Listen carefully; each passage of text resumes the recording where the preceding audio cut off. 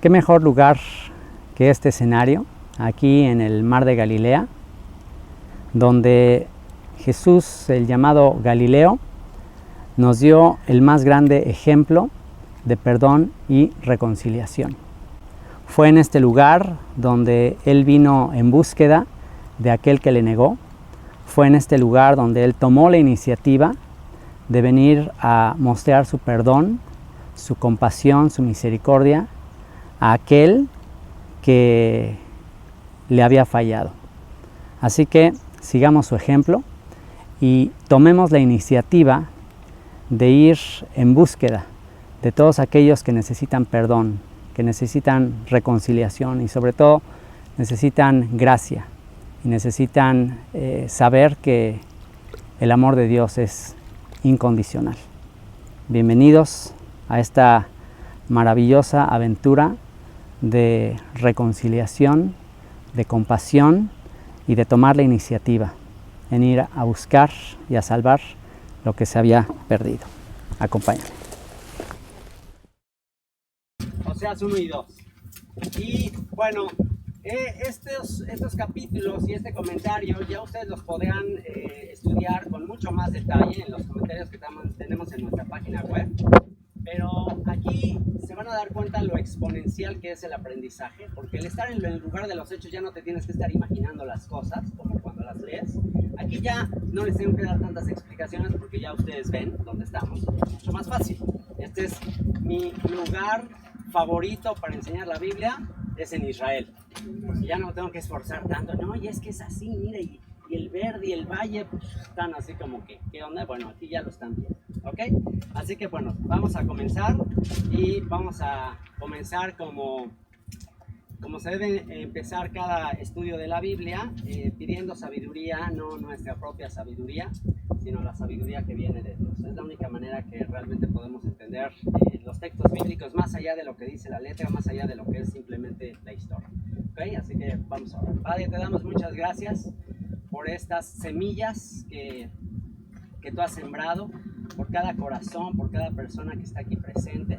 Señor, que al soplar este viento tengamos una manera didáctica de entender que tú estás soplando sobre nuestras vidas. Que así como en Génesis tú soplaste aliento de vida sobre Adán y se convirtió en un alma viviente, que así cada uno de nosotros que escuchemos el aliento de tu palabra, nos convirtamos en personas vivas para ti, Señor. Muertos para este mundo, muertos para nuestros pecados, muertos para nuestro egoísmo, nuestro orgullo, todas nuestras debilidades, pero vivos para ti por toda la eternidad. Así que lo rogamos en el nombre de Yeshua. Amén. Amén. Muy bien.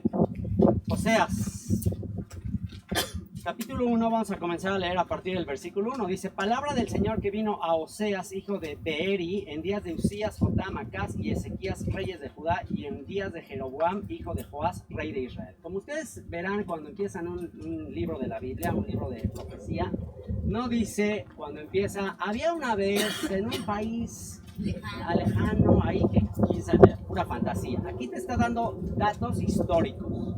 Acabamos de estar con un guía que nos habló de periodos históricos. Así que hay manera de verificar que lo que está escrito aquí tiene fundamento histórico. Aquí ya nos está diciendo que Oseas escribió esta profecía en tiempos de estos reyes de Judá y reyes de Israel. ¿Por qué hace una diferencia entre los reyes de Judá y los reyes de Israel? Porque él escribe esta profecía alrededor del año 750 a.C. Año 750 a.C., ¿qué había pasado? ¿Por qué le está llamando Israel y Judá? ¿Que no es lo mismo? ¿Que no los judíos y los israelitas son lo mismo? Exactamente.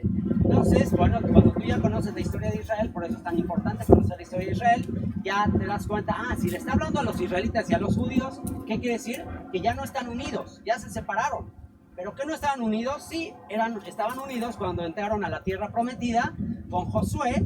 Después de la historia de Moisés, salen de Egipto, eran 12 tribus, andan por el desierto, 40 años, llegan a la tierra prometida, 12 tribus son unidas, estaban todos juntos. ¿Pero qué pasó?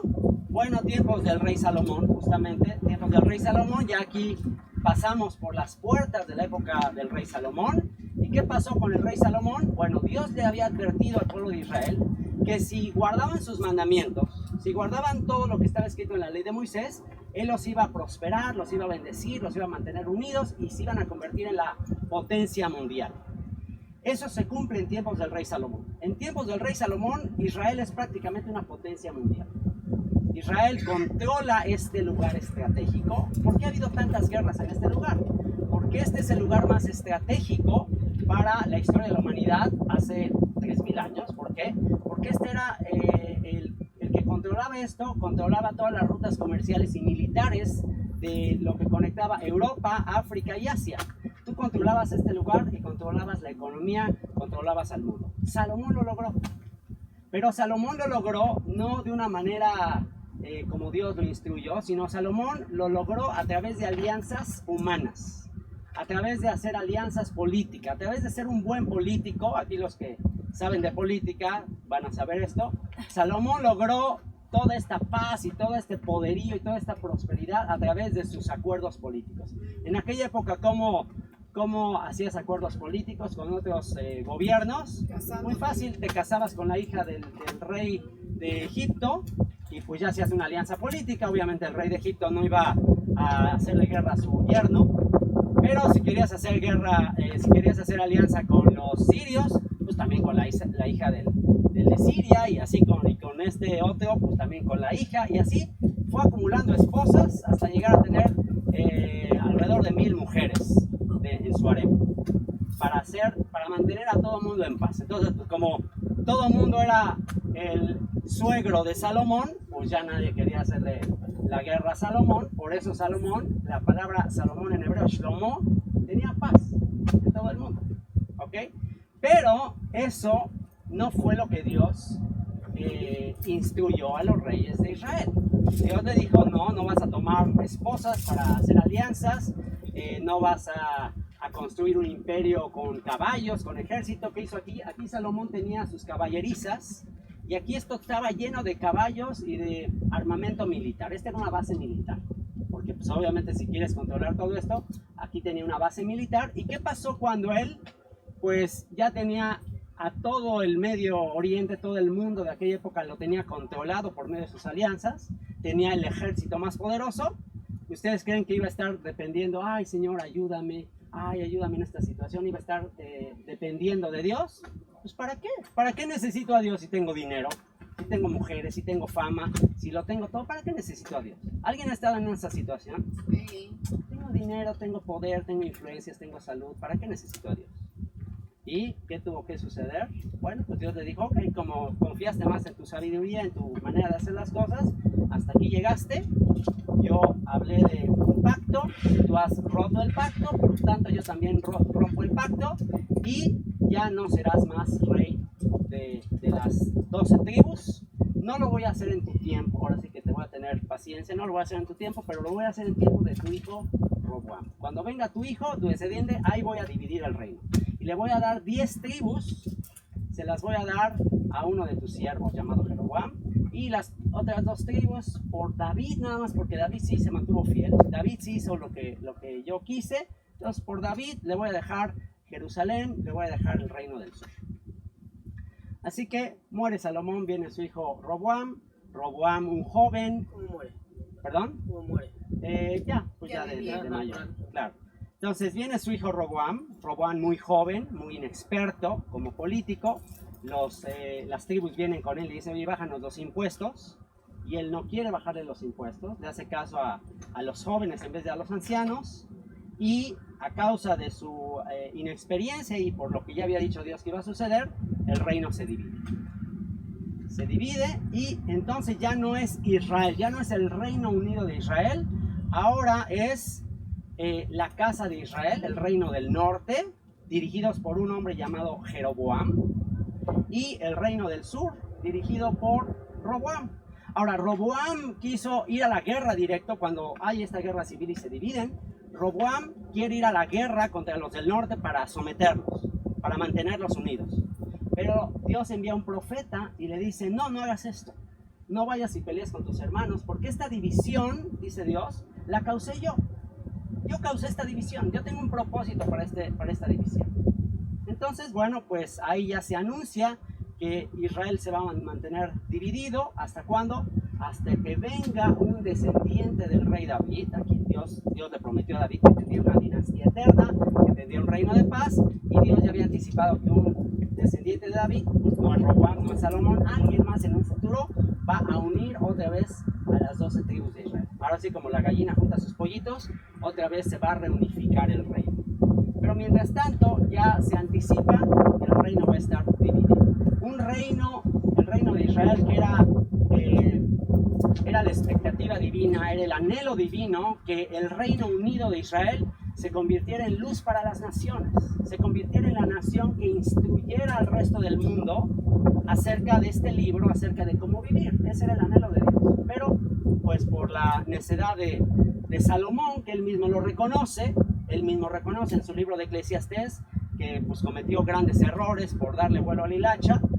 Dice, pues vanidad de vanidades, yo quise darle placer a mi cuerpo, quise vivir todo, quise tener todo el dinero, mujeres, todo, y pues me di cuenta que era vanidad de vanidades. Se dio cuenta, pero pues ya se dio cuenta demasiado tarde.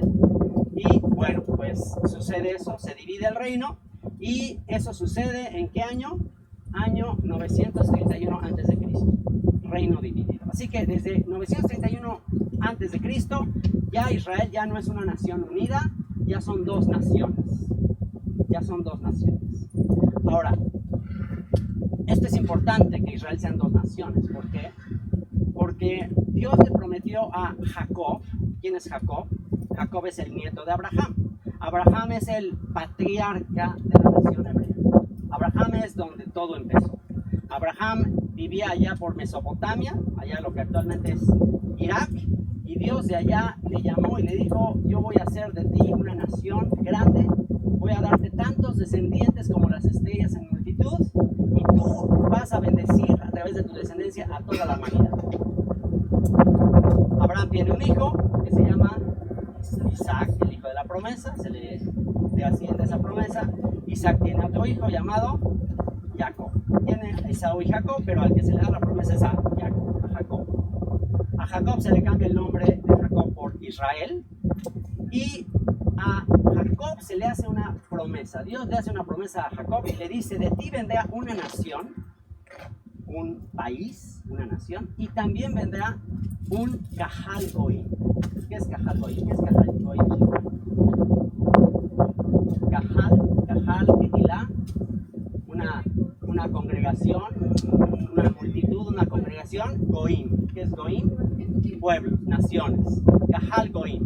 Voy a hacer de ti, no nada más voy a hacer un país, sino voy a hacer un conjunto de naciones. De Jacob va a descender un conjunto de naciones. Ahora viene la pregunta, ¿cómo hizo eso? ¿Cómo que un país y un conjunto de naciones? Bueno, ahí les va. Por eso es que Dios le dijo a Roboam, hijo de Salomón, no vayas y pelees con tus hermanos del norte, porque yo tengo un plan para los del norte. Voy a usar su desobediencia. ¿Y por qué desobediencia? Desobediencia porque el rey del norte, Jeroboam, el rey de las tribus del norte, ya no quería ser sometido al hijo de Salomón, ya no quería seguir sometido a la casa del rey David, quería formar su propio reino, su propio imperio, su propia denominación. Jeroboam es el primero en crear todo este concepto que después haría la Iglesia Católica, de hacer su propia religión separada de Israel, separada de las promesas del pacto dado a través de Moisés. Entonces Jeroboam dice, ¿cómo le puedo hacer para ya desconectarme totalmente de Judá, de los judíos, de David? ¿Cómo le puedo hacer? Bueno, es muy difícil porque ellos tienen una religión que los liga continuamente a Jerusalén. ¿Por qué? Porque Moisés había escrito que todo israelita tenía que ir al templo de Jerusalén 3 veces al año. No importa tú dónde vivieras en la tierra, tenías que ir 3 veces al año al templo de Jerusalén, donde anduvimos ayer caminando. Tenías que ir allá a 3 fiestas religiosas, 3 fiestas al año, festividades que Dios había establecido desde el tiempo de Moisés. ¿Cuáles son esas 3 fiestas? Esta es la Pascua, que conmemora la salida de Egipto. Entonces, si tienes que ir a la fiesta de la Pascua, todo el tiempo vas a estar recordando a Moisés. Todo el tiempo vas a estar recordando que saliste de Egipto. Entonces, pues nunca te vas a poder desligar, porque todo el tiempo vas a estar recordando a Moisés, los mandamientos, la Torá, la ley, etcétera. No te vas a poder después tenías que volver a ir 50 días después, muchos ya se quedaban allá hasta la siguiente fiesta. ¿Cuál es la otra fiesta? Celebramos en Toledo. Pentecostés. Entonces, ¿de qué se trata Pentecostés? ¿Cuál es el tema de Pentecostés, 50 días después de la Pascua? El aniversario de la entrega de la Torá, de la ley de Moisés. Cuando hay las tablas de la ley, entonces, si tú eres Jeroboam y oye, van a ir, o sea, mi pueblo va a ir a la Pascua a celebrar que Moisés lo sacó. Y luego se van a quedar allá y se van a quedar a el aniversario de que recibieron los mandamientos, las leyes, y van a escuchar que se les lee toda esa ley. Y tú ya no quieres que judaicen, tú ya no quieres que ellos sigan yendo a Judá. Y luego por si fuera poco, ya pasa Pascua, Pentecostés, y en el otoño otra vez tienen que volver a ir a Jerusalén a la fiesta de los tabernáculos. ¿Y qué conmemora la fiesta de los tabernáculos? Tenían que vivir por 8 días en una cabaña como esta, hagan de cuenta. Construir, no importa aunque vivieras en tu casa de ladrillo, ya de piedra, no importa, tenías que salir, también ahí está una iguana, está haciendo lagartijas, entonces tenías que salirte de tu casa, de la comunidad de tu casa, construir una de estas, poner unas ramas arriba. ¿Para qué? Para que te acuerdes de los años que estuviste en el desierto, para que te acuerdes de que te saqué de Egipto y que te escogí para ser mi nación. Entonces, ¿tú crees que si tú eres Jeroboam y tú quieres ya independencia de David y de los judíos y del Moisés, ya no quieres nada de Moisés ni nada de eso, ¿tú crees que si tú eres Jeroboam, tú vas a dejar que tu pueblo siga yendo a Jerusalén 3 veces al año? Y que sigan leyendo la escritura, la Torah. ¿Tú lo vas a hacer? Pues claro que no. Entonces, ¿qué harías si eres Jeroboam? Pues que el pueblo quiere religión, el pueblo quiere espiritualidad. Vivían en un contexto que todo mundo, toda la cultura, todo era conectado con la religión, la agricultura, todo giraba alrededor de Dios, porque ¿de qué dependía su economía? Pues de las lluvias, Entonces, ¿qué hace Jeroboam? Jeroboam, pues lo que mismo que han hecho todos, pues ok, les voy a dar circo, religión, les voy a dar lo que ustedes quieren. ¿Quieren Dios? ¿Quieren religión?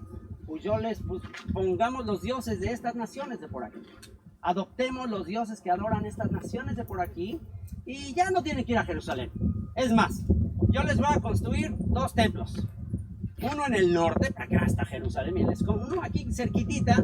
De hecho, ahorita de aquí nos vamos a ir a un lugar que se llama Tel Dan. ¿Qué hizo Jeroboam en Tel Dan? Construyó un altar con un becerro de oro, como de los que cuando salieron de Egipto, un dios, para que en ese templo fueran a dejar sus ofrendas, porque el producto de las cosechas, sus diezmos, todas esas cosas, pues tráiganlos aquí. ¿Para qué van hasta Jerusalén? Se los pongo aquí cerquita. En Tel Dan, traigan sus ofrendas y ahí está el becerro de oro. Y este es su Dios. Y luego en el sur, para los que viven más cerca de Jerusalén y no tengan que ir a Jerusalén, les construyo otro templo en un lugar que se llama Betel. ¿Qué sucedió en Betel? Betel significa casa de Dios. Betel es el lugar donde Jacob se acostó ahí en una piedra y soñó una escalera que subían ángeles, bajaban y subían ángeles. Y ahí en Betel es donde Dios se le manifestó a Jacob, al padre de la nación, a uno de los patriarcas. Y ahí, en ese momento, Jeroboam dice, bueno, para borrar todo vestigio ahí de lo que sucedió con Jacob, para borrar todo vestigio de lo que sucedió ahí con Jacob, ahí les pongo otro templo en Betel, otro becerro de oro. ¿Y qué pasó? ¿Qué hizo Dios con todo esto? ¿Qué hizo Jeroboam? ¿Qué hizo? ¿Qué creen que hizo Dios? Dios había escrito en el pacto, en Moisés, Deuteronomio 28. O sea, ¿qué tenía que suceder?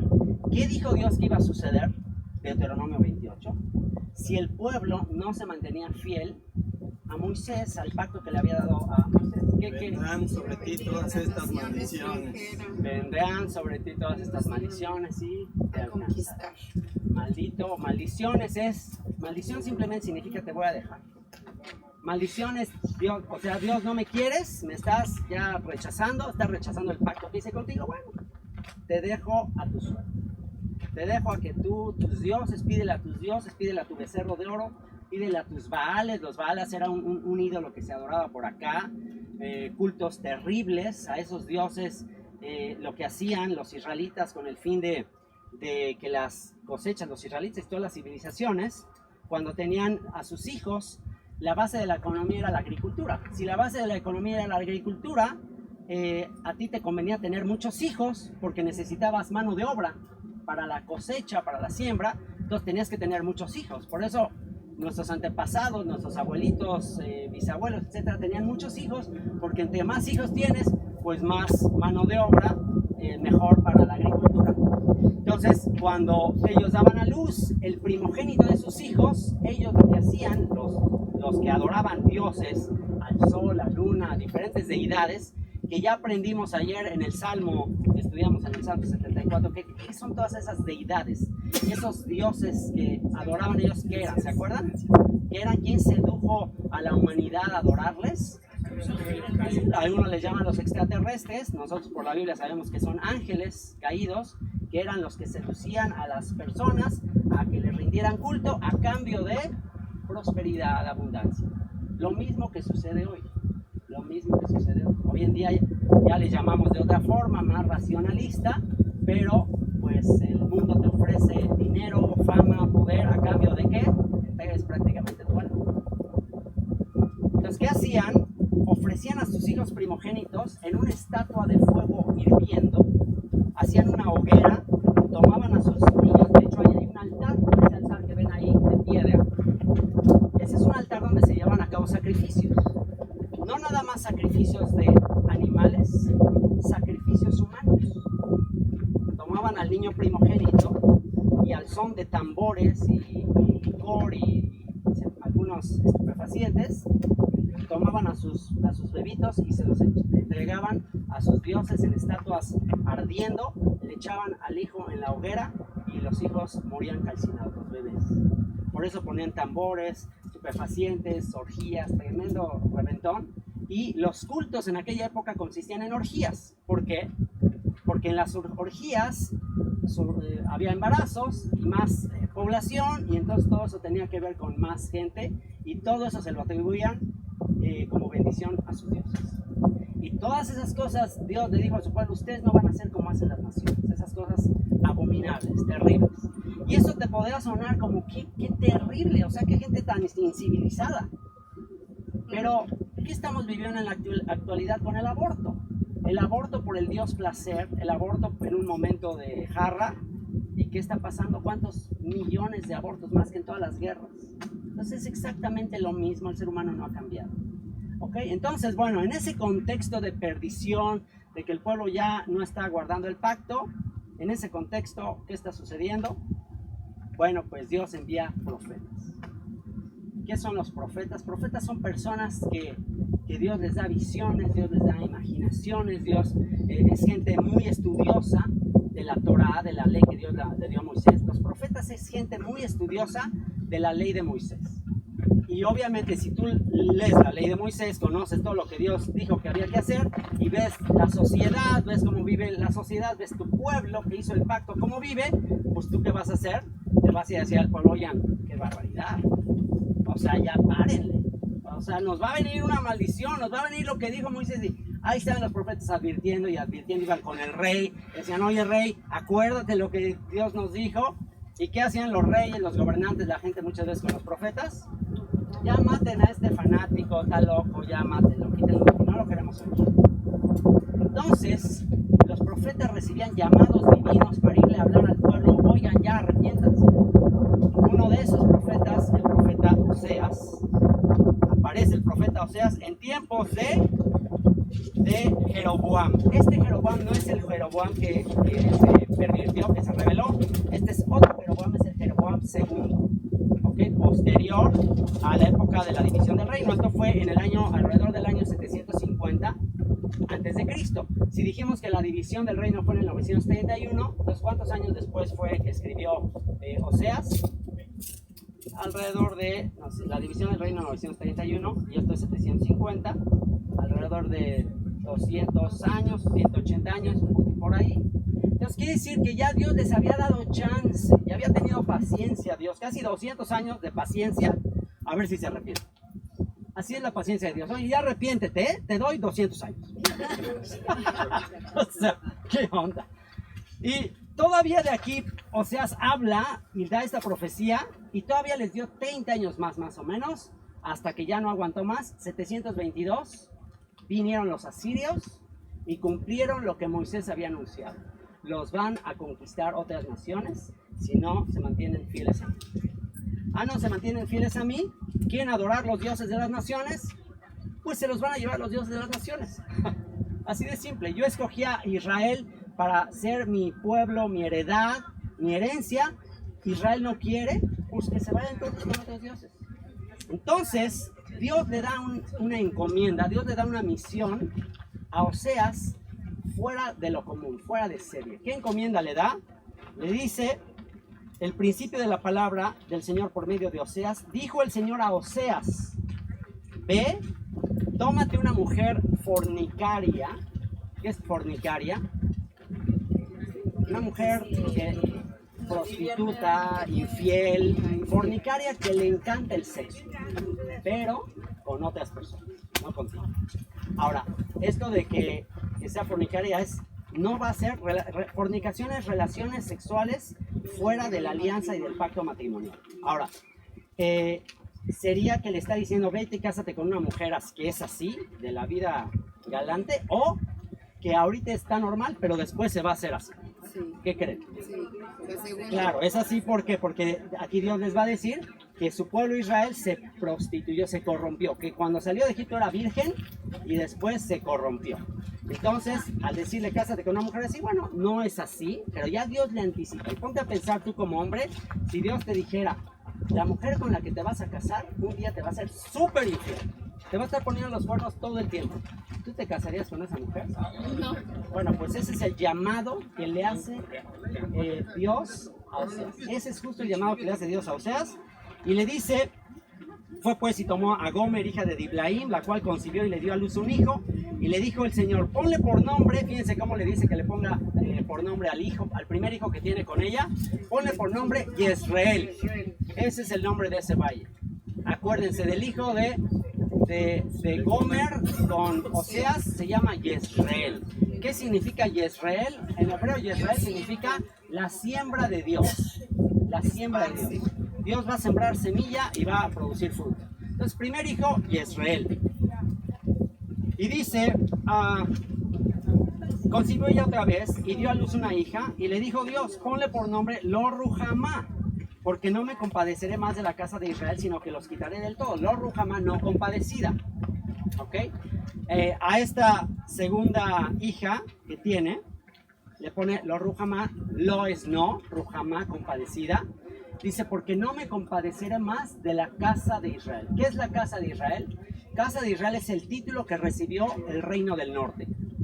Ya cada vez que tú leas en los profetas Casa de Israel, es una referencia a las 10 tribus del norte, los que vivían en esta región, y Casa de Judá, los del sur, Judea.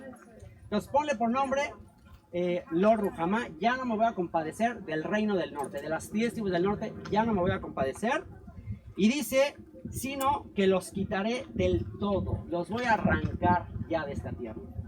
Dice: más de la casa de Judá tendré misericordia y los salvaré por el Señor su Dios, y no los salvaré con arco, ni con espada, ni con batalla, ni con caballos, ni jinetes. Así que, bueno, aquí da una profecía: a los judíos los voy a mantener. A los del norte, hasta aquí llegaron. Esto fue alrededor del año 750 antes de Cristo.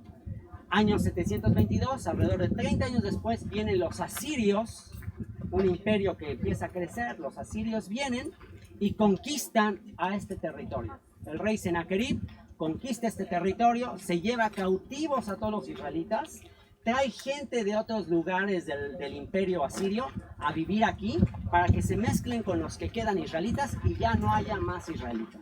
Se borre el legado, la herencia de Israel. Y este mismo rey, una vez que conquista toda esta zona, ¿por qué era importante conquistar esta zona? Porque dijimos, dinero, rutas militares, conquista esta zona y se va rumbo a Judá, queriendo conquistar también a los judíos. En esa época el rey de los judíos era un descendiente de David llamado Ezequías. Y llega, sitia la ciudad de Jerusalén, 185,000 soldados, 185,000 soldados sitiando la ciudad de Jerusalén. Y se tiene que cumplir esta profecía que dice: a Jerusalén yo lo voy a proteger, sin ejército, sin soldados, los voy a proteger. ¿Cómo los protege? En una noche está escrito que mueren los 185,000 soldados, mueren en una noche. En la Biblia dice que fue un ángel que los mató a todos, pero de acuerdo a la historia fue una enfermedad que tuvieron, una peste, y murieron todos. Entonces se cumple lo que dice aquí. Dice: mas de la casa de Judá tendré misericordia, y los salvaré por el Señor su Dios, y no los salvaré con arco, ni con espada, ni con batalla, ni con caballos, ni jinetes. Después de haber destetado a Lo-Ruhamá, concibió y dio a luz un hijo, y dijo Dios: ponle por nombre Lo-Ami. Entonces, 3 hijos. El primero, ¿cómo se llamó? Yisrael, la siembra del Señor. La segunda hija, ¿cómo se llamó? Lo-Ruhamá, no compadecida. Y el tercer hijo dice, se llama Lo-Ami. Lo que dijimos que es, no, Ami, mi pueblo. Ya no son mi pueblo. Ponle Lo-Ami, porque vosotros no sois mi pueblo, ni yo seré vuestro. Rompo el contrato matrimonial con Israel. Ya no van a ser mi pueblo. Rompo la alianza que se llevó a cabo en Sinaí. Ya no son mi pueblo. Y si terminamos aquí la historia, pues bueno, qué triste, históricamente se cumplió. Vinieron los asirios, se llevaron a las tribus del norte, prácticamente se mezclaron con extranjeros, dejaron de ser pueblo. Pero los últimos 2 versículos nos muestran cuál es el plan que tiene Dios para todo esto. Prepárense para el plan, pónganle mucha atención a esto que dice aquí. Este es el plan que tiene Dios. Con todo, dice el verso 10, con todo, será el número de los hijos de Israel como la arena del mar, que no se puede medir ni contar. Con todo, será el número de los hijos de Israel como la arena del mar, que no se puede medir ni contar. ¿Ok? ¿A quién le dijo eso? ¿A quién Dios le prometió que su descendencia sería como la arena del mar? A Abraham, pero muy específicamente a Jacob. Será como la arena del mar, no se puede medir ni contar. Chequen aquí, tomen un poquito de esta arena. Bueno, esta arena no es del mar, pero traten de contar los granitos de arena. No hay manera. Serán, dice, el número de los hijos de Israel como la arena del mar, que no se puede medir ni contar. Y ahora sí, prepárense para cumplir esta profecía. Ahora sí, imagínense todo. Siembra. Este es el valle de Jezreel. ¿Ok? Ahora, ¿por qué dice aquí que va a juzgar a Israel? Por lo que dice en el versículo 4. Bueno, vamos a ver en el versículo 2. Vamos a leer esto que dice aquí para recordar por qué Dios va a hacer esto. Dice: tomó a una mujer fornicaria llamada Gomer. Pues tomó a Gomer, verso 3, hija de Diblaim, la cual concibió y le dio un hijo. El nombre de la mujer de la esposa infiel es Gomer. ¿Qué significa Gomer? Terminar. ¿Por qué? Porque simbólicamente esto representa que Dios va a terminar su relación con la nación. Y dice, y le dijo el Señor: ponle por nombre Jezreel, porque de aquí a poco dice: yo castigaré a la casa de Jehú por causa de la sangre de Jezreel, y haré cesar el reino de la casa de Israel, y en aquel día quebraré yo el arco de Israel en el valle de Jezreel. ¿Por qué va a quebrar el arco de Jezreel? ¿Por qué va a acabar con el poder de Israel en este valle? Por lo que dice aquí, por la casa de Jehú, por lo que hizo Jehú. ¿Quién es Jehú? Que terminó con esta Jezabel y acá. Exactamente. Jehú es un rey posterior a Jeroboam, a quien Dios le dijo: tú tienes que acabar con toda la desobediencia de este lugar. Porque Jeroboam, el primero, el que dividió el reino, fue muy malo, fue muy malvado, llevó a Israel a la idolatría, pero después vino 2 reyes todavía, un rey mucho peor, que se llamó Acab, y su esposa Jezabel. Ese rey fue perversísimo. Ese rey fue el que hizo, junto con su esposa Jezabel, que era extranjera. La esposa Jezabel era de Tiro y de Sidón, lo que actualmente está cerquita del Líbano.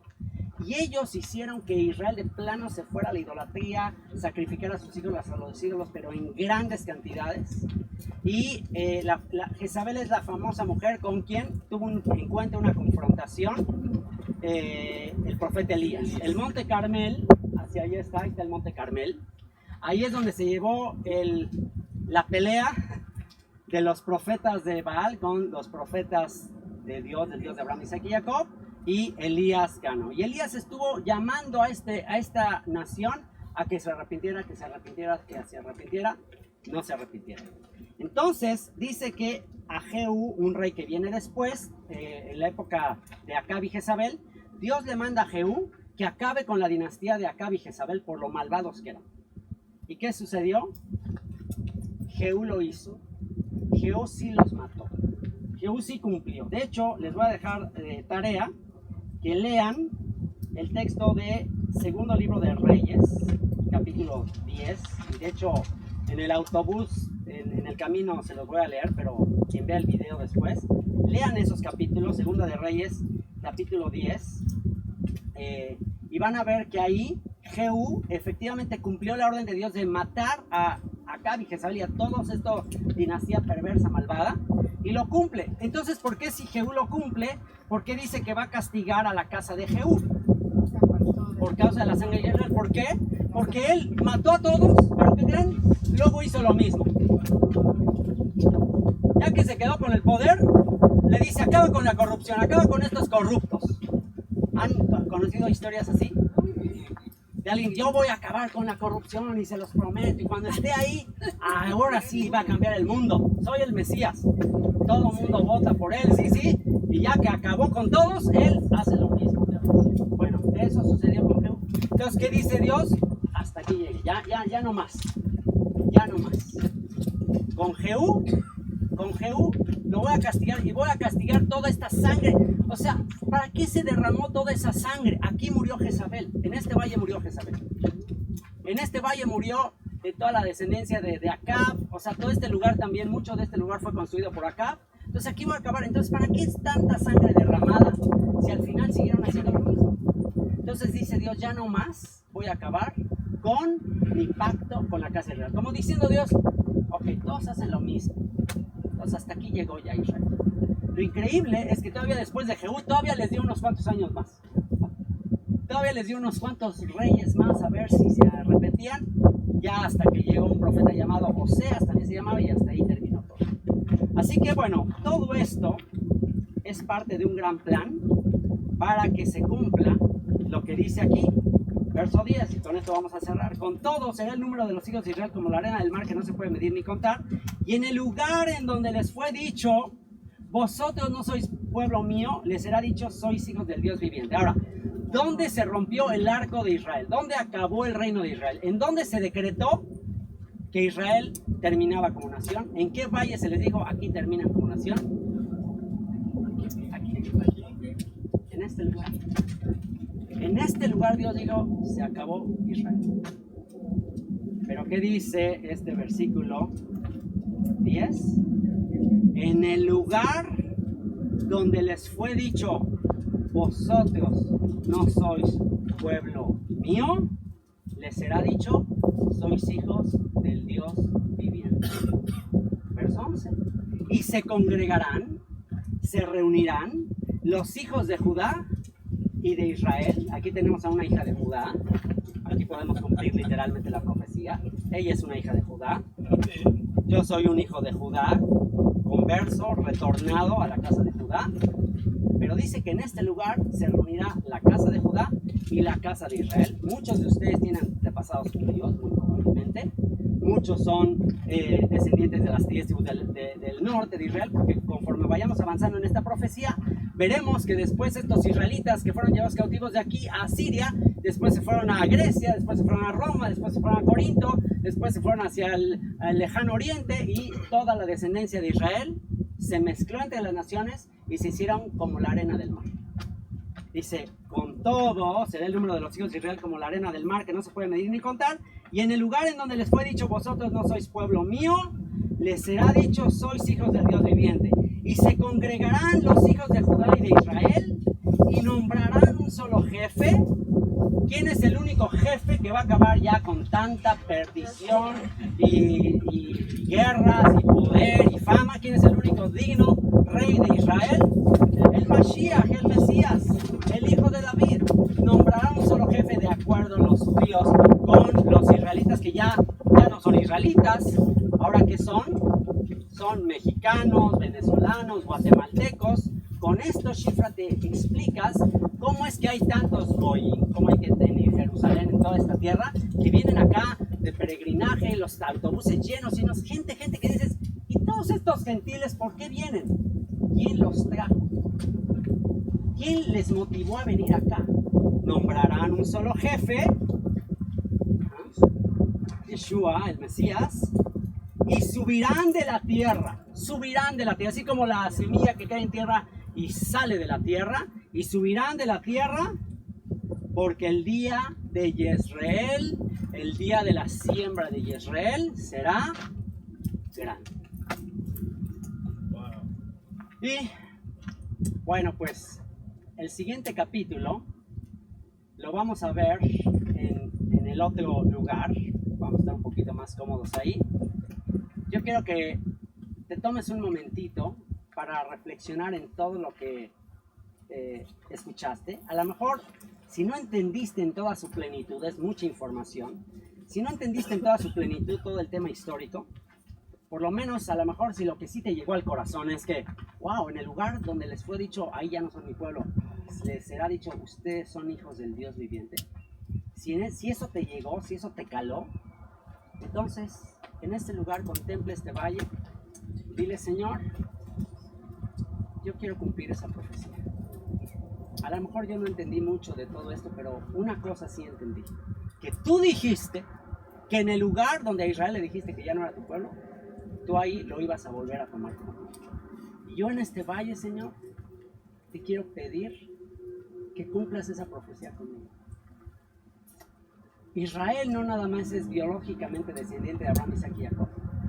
Israel también es cualquier extranjero de cualquier nación que viene a refugiarse como un pollito en las alas de la gallina, que viene a refugiarse bajo las alas del Dios de Abraham, Isaac y Jacob. Entonces a lo mejor tú dices, yo no sé si sea descendiente de Abraham, Isaac y Jacob, yo no sé si sea descendiente de esas tribus. Yo te digo que hay altas probabilidades, después de que entiendas la profecía te vas a dar cuenta. ¿Por qué?